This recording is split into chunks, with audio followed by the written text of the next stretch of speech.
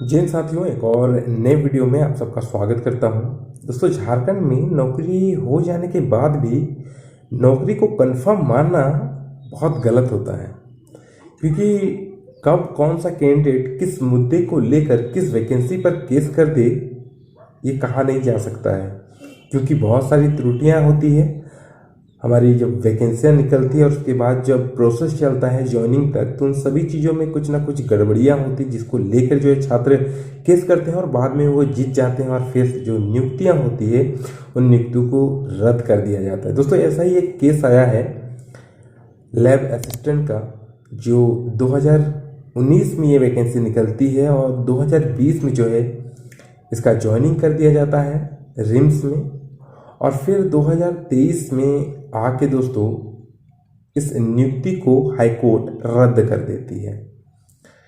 दोस्तों, ये ताज़ा मामला है कल यानी मंगलवार का, जहाँ पे झारखंड हाईकोर्ट ने 2019 में एक विज्ञापन निकला था लैब असिस्टेंट का, जिसका एग्ज़ाम हुआ था 2020 में और नियुक्ति 2020 के अंत तक दोस्तों शायद हो गया था और ज्वाइनिंग भी हो गई थी। और 3 साल से जो छात्रों की उसमें ज्वाइनिंग हुई थी वो नियुक्ति करके अपनी नौकरी कर रहे थे। हमारे झारखंड के जो बहुत ही बड़ा जो हॉस्पिटल है आपका रिम्स, वहाँ वो ज्वाइनिंग किए थे और 3 साल से वहाँ पे कार्यरत थे अपने काम पे, अपनी नौकरी में। उनकी सैलरी भी आ रही थी, सब कुछ हो रहा था जिस प्रकार से एक नौकरी में होता है। लेकिन एक भुवन भास्कर नाम के कैंडिडेट ने ये आरोप लगाते हुए केस किया कि जो स्किल टेस्ट लिया गया था उसके जो अंक होते हैं उन अंकों को परीक्षा में नहीं जोड़ा जाता है, जबकि इस लैब असिस्टेंट की जब नियुक्ति हुई और उसमें जब स्किल टेस्ट लिया गया तो उस स्किल टेस्ट के अंक को जो है परीक्षा में जोड़ा गया, मेरिट में जोड़ा गया और मेरिट लिस्ट तैयार किया गया, जबकि ऐसा नहीं होना चाहिए था। स्किल टेस्ट का जो अंक है उसे मेरिट में नहीं जोड़ा जाना चाहिए था। और ये चीज़ दोस्तों केंद्र सरकार के द्वारा दोस्तों आदेशित है। ये केंद्र सरकार का आदेश है दोस्तों कि आप जो भी स्किल टेस्ट लिए जाते हैं उस स्किल टेस्ट को जो है मेरिट में नहीं जोड़े जाएंगे। उनके जो अंक मिलते हैं स्किल टेस्ट के उसको नहीं जोड़ सकते हैं। लेकिन इस नियुक्ति में ये जो 2019 में जो लैब असिस्टेंट की जो नियुक्ति हुई उसमें जो स्किल टेस्ट है उसके अंक को जोड़ा गया था, जिसके कारण जो है अब हाईकोर्ट ने उस नियुक्ति को रद्द कर दिया है और कहा है कि 12 हफ्तों के अंदर जो है आप लोग एक नया जो है मेरिट लिस्ट तैयार करें और फिर नियुक्ति दें।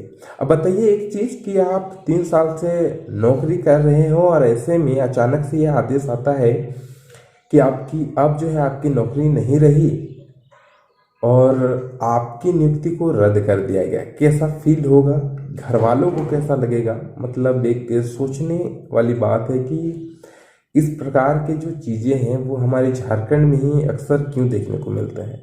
बहुत सारे ऐसे स्टेट हैं जहाँ पे इस प्रकार की घटनाएं होनी चाहिए, लेकिन कभी दोस्तों अदर स्टेट में इस प्रकार की घटनाएं शायद ही सुनने भी मिलते होंगे तो इक्का दुक्का, लेकिन झारखंड में तो ये लगता है कि रोज़ का काम हो गया कि कोई वैकेंसी निकले फिर उसकी ज्वाइनिंग हो जाए, फिर उस पर केस हो जाए। ये सभी चीज़ें जो है झारखंड में कॉमन प्रतीत होती है और लगातार इस प्रकार की घटनाएं हम लोग को सुनने के मिलती है। और ये ताज़ा खबर दोस्तों कल का ही है, यानी कि मंगलवार को ही दोस्तों झारखंड हाईकोर्ट ने जो है इस आदेश को सुनाया है। तो एक तरफ से सोचिए कि उन कैंडिडेट पे क्या बीतती होगी जो 3 साल से नौकरी में है, उनके घर वालों पे क्या बीतती होगी जो इतने दिनों से ये सोच रहे हैं कि उनका जो बेटा है या फिर बेटी है जिनका नौकरी हो गया है और वो नौकरी में है, वो लोगों को क्या कहेंगे कि नौकरी कर रहा था और फिर पता नहीं कैंसिल कर दिया नौकरी को। मतलब एक अजीब सा यहाँ पे सिस्टम चलता है और ये सिस्टम कैसे काम करता है दोस्तों ये समझना बहुत ही मुश्किल है झारखंड में। इसमें दोस्तों कोई कुछ नहीं कर सकता, झारखंड हाईकोर्ट का आदेश है तो इस चीज़ को तो मानना ही पड़ेगा अब। और नए सिरे से कहा गया है कि अब जो है मेरिट लिस्ट निकाला जाएगा 12 सप्ताह में। दोस्तों यहाँ पे कह दूँ कि कल जो है 11 जनवरी है और 11 जनवरी को झारखंड पुलिस के कैंडिडेट को क्या करना है, ये भाली भांति आप लोग इस चीज़ से अवगत हैं और इस चीज़ में बढ़ चढ़ कर हिस्सा लें और जितनी भी त्रुटि है नोटिफिकेशन में झारखंड पुलिस का, उन त्रुटियों को दूर करने का भरसक प्रयास करें। मिलते दोस्तों नेक्स्ट वीडियो में, फिलहाल इतना ही। जय हिंद, जय भारत।